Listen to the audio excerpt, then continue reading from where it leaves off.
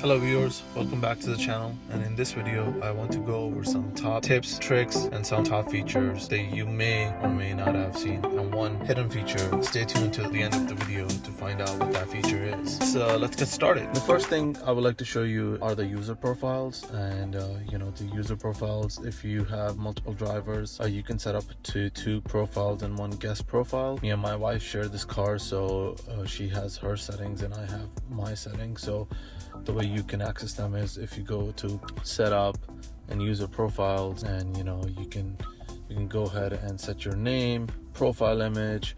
You can link a blue link account over here as well, and also your climate control setting, your phone connection settings, and your theme like dark mode. These are some of the settings that you can change. So if I change this user right now back, and if I go change user, and if I go to my profile, and you'll see it's saying that switching user profile, and my climate control settings, and my phone is now connected automatically. So your phones stay connected, your climate control settings, and your profile image and your theme is linked to your profile. The next feature I want to talk about is how to put the split screen on Apple CarPlay and Android Auto. As you can see right now, we have full screen Apple CarPlay right now, and if you want to put it into split screen and have another screen over here, so you go to setup, and then you go to device connection, phone projection settings, and basically over here you can enable Android Auto and use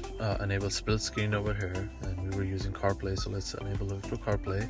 Let me connect the phone back and let me show you what difference that made. So now that we have enabled split screen for Apple CarPlay, so let's go in. Where you can see we have Apple CarPlay split screen, and over here you can pull up the map, or you can do forecast over here. So this is a nice feature, if you want to have a split screen on Apple CarPlay and Android Auto. Another nice feature that I really like is basically if you are home and you want to change certain settings, if you're not sure where exactly it is in the menu screen, so you can go to setup and you can just simply search for it. So you can do a keyword search. Let's say you were looking for Android Auto, and it will give you all the basically different settings that you have for Android Auto. We were doing the split screen. This is like a faster way to get to that menu right now. And if you're taking your car to give into for valet, there's a valet mode in here. So I recently went for a wedding and I had to give my car to valet, so I wasn't really sure what the valet settings will look like. So basically what you can do is you can go over here and you can set a pin, and it will activate basically valet mode. So valet mode has been activated, and then you can hand over your key. Rest assured that your car is basically in valet mode, and every other settings has been locked as well. So this is a nice feature. If you quickly want to change your climate control and seat warmer settings, obviously you can get from climate control from home screen right over here, or seat warmer, but there's another faster way right here. You can just tap this button right here and it will take you into your seat warmer, and you tap the climate control, it will basically take you into the climate control settings. So that's a nice shortcut right over here. Then you have many different settings right over here for climate control. You can automatically dehumidify, smart ventilation, defog, auto defog, climate control, eco mode. There's many different settings over here that you can go through. If you ever notice there's a light that comes on, sometimes it's a yellow light right over here. Basically what that is for the 12-volt battery charging. So this car has a 12-volt battery just like any other car, and that's used for accessory connections while the main battery is not being in use. A lot of people have noticed that their battery has died. I have not had that issue, but in case you were wondering what that light is for, it's the main battery is charging the 12-volt battery. 3 ways you can open up the charge port. There's from the key fob. You can press and hold the charge port door button, but when the car is on, this won't work. So you can either go back to the charge port itself and open it from there, or there's another way you can use voice control to open up the charge port as well. Open up charge port. So that's one way to do it. So as you can see, it opened up the charge port right there. Close charge port. Closing the charging port door.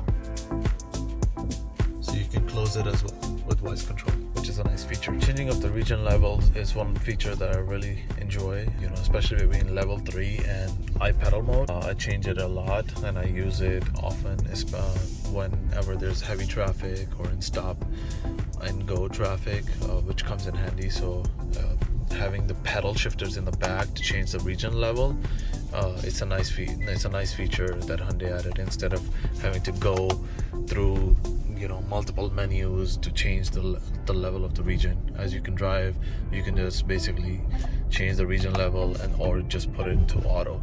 I like the fact that there are pedals that you can basically change the level of regenerative braking. The next feature I want to show you is EV screen. There's a lot of useful information over here. So if you go over here, as you can see, it's showing you how much battery, and with climate control on or off, how much range, expected range you can check. It also shows you certain charges that are around there. It's not very accurate, so I wouldn't rely on it. If you go to energy information, and you can set your AC charger and DC charger limit, and it's giving you how much time it will take to charge. If you're doing a DC fast charge on 400 volt versus 800 volt, it will take 57 minutes from 55% state of charge right now to go up to 100%, and on an 800 volt charger 33 minutes, and on AC too, it's giving you different times on 120 and 240 how long it will take.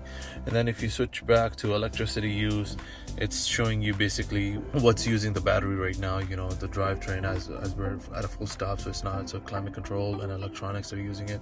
I have seen battery care pop up as well when it's really hot, but I don't see that often.